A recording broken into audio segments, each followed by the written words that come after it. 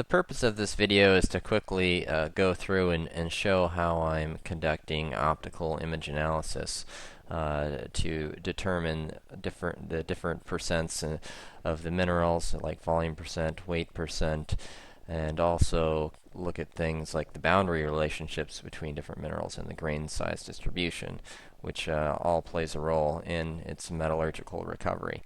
Um, so I'm just going to go through this process. So first I go ahead and I take reflected light images of the massive sulfides here.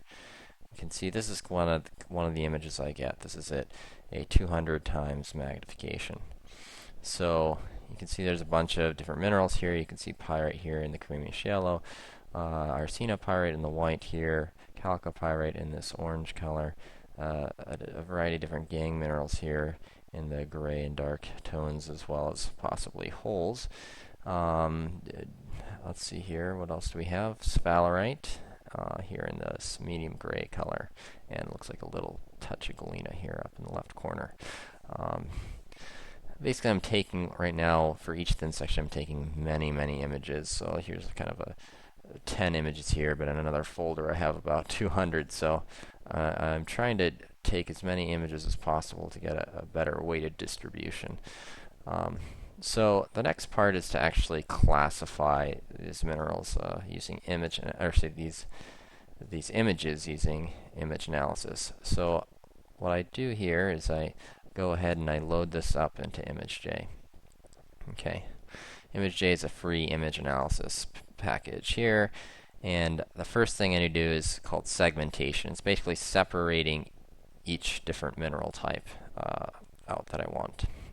So I use a segmentation program that uses iterative learning process to actually segment the image quite well. It's called trainable Weka segmentation. So I'm going to go ahead and play around with this. So over here you see labels. So these are the different minerals or phases that you want to separate the image into.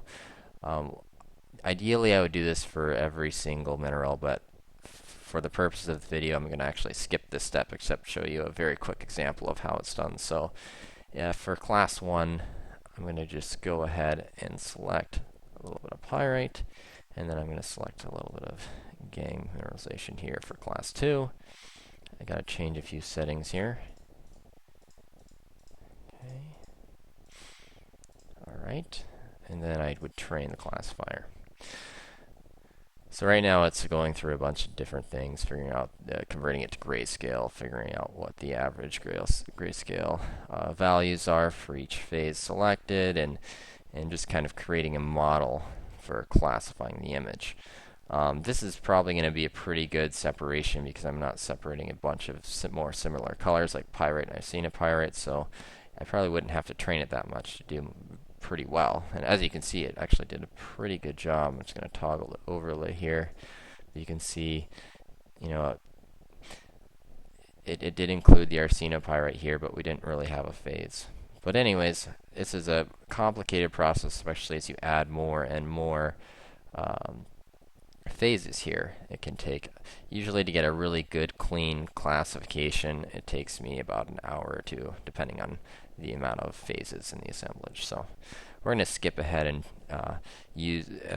look at an already classified image. So here's one at the end, and here's the corresponding image there. So you can see it actually does a really great job once you get the model taken care of here. So basically from here we can start determining stuff like the the volume percent, the area percent, and then use that to approximate the weight percent as well. So just kind of zooming in on here, or I guess you're taking a quick look, you can see that in yellow here is pyrite, in green you have arsenopyrite, in pink you have chalcopyrite, and red here you have sphalerite, and these teal or blue edges here, those are an edge phase that I'm also looking for. This helps me actually evaluate what the boundary and relationships between different minerals are, which will also have an impact on metallurgical recoveries. So Besides that, we're going to end up using this information to look at grain size distribution as well. So the first thing that we need to do is kind of some pre-processing after we do the classified image. If I kind of zoom in here, you can see there are some kind of orphaned grains here. So this chalcopyrite here looks like it's missing an edge. So the first thing I do is I do an edge correction.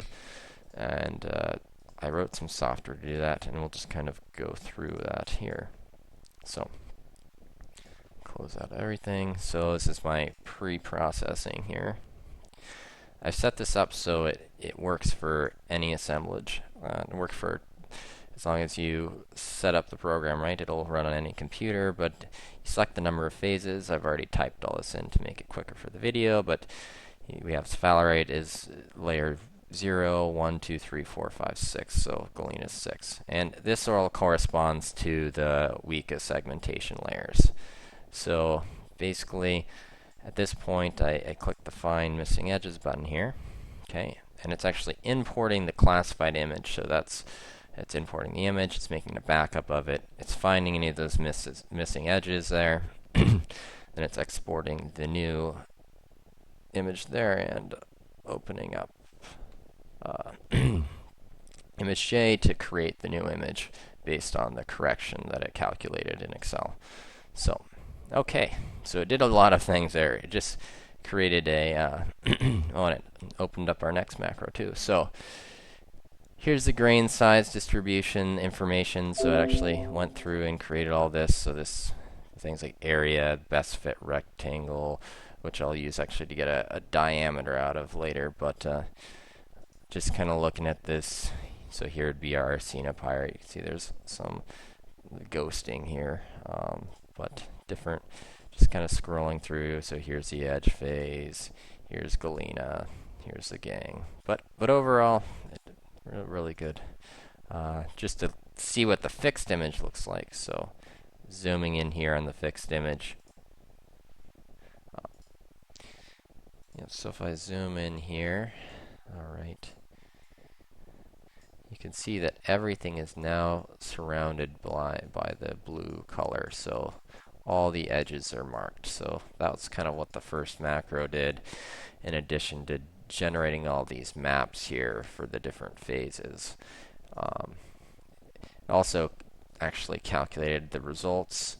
Well, ImageJ did that, but it actually will import this into the next macro to do a correction. So let's move on to that. Okay. So the next part in this process is it actually you can see it just loaded in the results information here so that you don't have to type these phases back in, and has a bunch of different options here for what we want to do in the second macro. But mainly these are just kind of fancy edge maps, but we won't get into those in this video. So these are all typed in. Well, basically what this is getting at for this macro here is an edge correction.